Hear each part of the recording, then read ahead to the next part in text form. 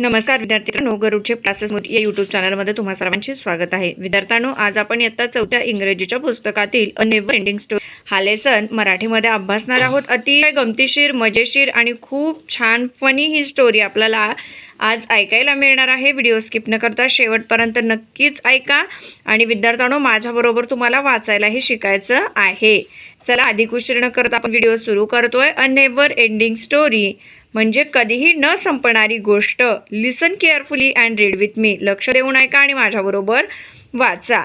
खूप सुंदर अशी स्टोरी आहे विद्यार्थ्यांनो. Once there was a king he loved stories. बघा, एकेकाळी ना एक राजा होता आणि त्याला ना ही स्टोरी ऐकायला खूप आवडायचं किंवा त्याला गोष्टीमध्ये खूप इंटरेस्ट होता. त्याला गोष्टी ऐकायला खूप आवडायचं. Tail me a story he sed all the time. आणि तो नेहमी एकच गोष्ट म्हणायचा की मला कोणीतरी स्टोरी सांगा, मला कोणीतरी गोष्ट सांगा. लहान बाळासारखं हा राजाला ना सवय होती गोष्टीची.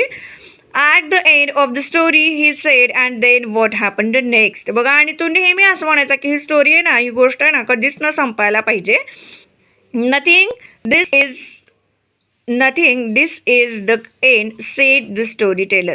बघा, म्हणजे स्टोरी टेलरने काय सांगितलेलं आहे की कधीही न संपणारी गोष्ट आता राजाला सांगायची आहे. म्हणजे नक्कीच आपल्याला काय करावं लागेल, अशी काहीतरी युक्ती करावं लागेल जेणेकरून राजाला ही गोष्ट सांगताना कधीही न संपणारी असायला पाहिजे. Nothing this is end said the storyteller. आणि स्टोरी टेलरनं सांगितलं की राजे, ही गोष्ट कधीही न संपणारी आहे.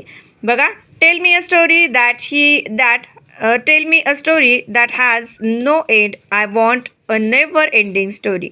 बघा, मला सांग बरं अशी एखादी गोष्ट की ती गोष्ट कधीही न संपणारी असावी. The storyteller thought and thought all he stories had and end.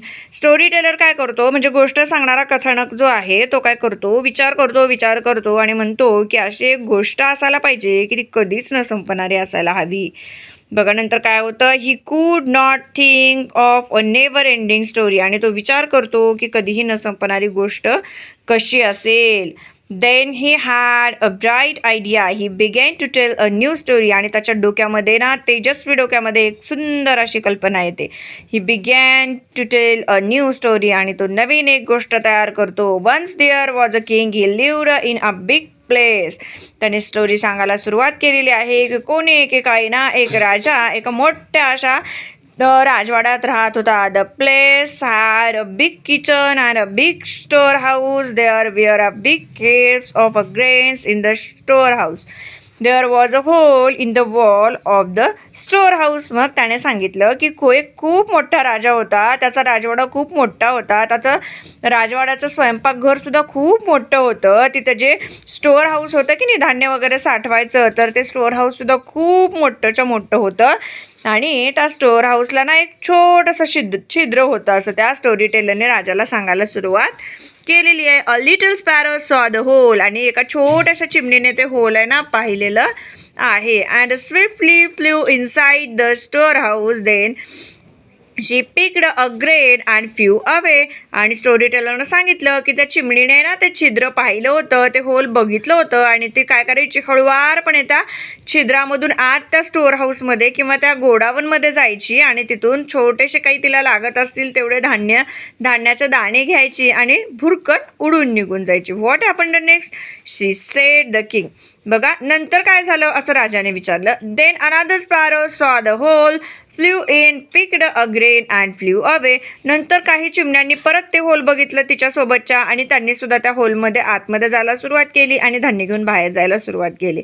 O and then what happened next. ओ, असं झालं का, आणि परत काय झालं असं राजाने विचारलेलं आहे. Then a third sparrow saw the hole, flew in, picked a grain and flew away and then.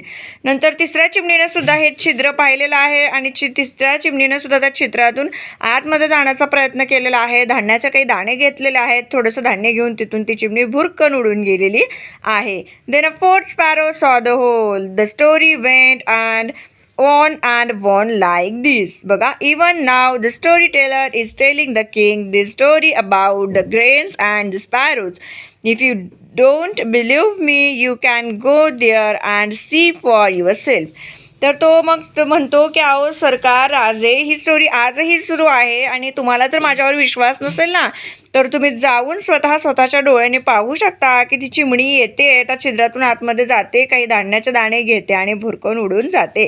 तर अशा पद्धतीने ही जी स्टोरी आहे ना ती न संपणारी आहे, कारण राजाचं गोडाऊन काही कधी रिकामं होणार नाही आणि चिमण्या काही आतमध्ये गेल्याशिवाय राहणार नाहीत, असं सांगत तो राजाला स्टोरी टेलरनी कधीही न संपणारी गोष्ट सांगितलेली आहे. चला तर विद्यार्थ्यांनो, कसा वाटला तुम्हाला आजचा आमचा हा व्हिडिओ हे कमेंट्समध्ये मला नक्कीच सांगा. भेटूयात एका नवीन आणि सोप्या व्हिडिओसोबत. तोपर्यंत सगळ्यांना धन्यवाद.